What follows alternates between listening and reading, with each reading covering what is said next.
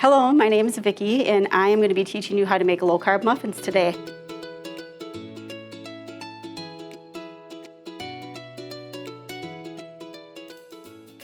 You're going to need 16 ounces of cream cheese, and it calls for soften. I personally like to melt it because it makes for a creamier texture. And you want to get this whipping right away while it's nice and soft still. And just whip for a couple minutes while you're getting your other ingredients ready.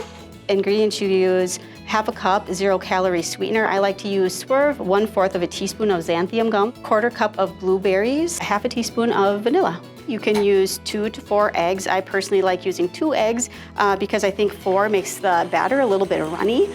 So while it's mixing, you can add in your sweetener, your xanthan gum, and your vanilla.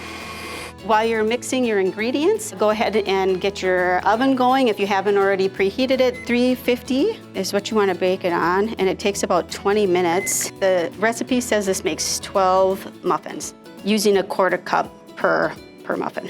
You don't want to eat these ones warm, unfortunately. I know a lot of muffins, especially blueberry muffins, taste really great right out of the oven. These ones, however, need to sit for a little bit before you can enjoy them. Per serving, so per one muffin, each muffin is 155 calories, 3 grams of carbs, regular carbs, or 2 net carbs if you're counting net carbs, and 4 grams of protein.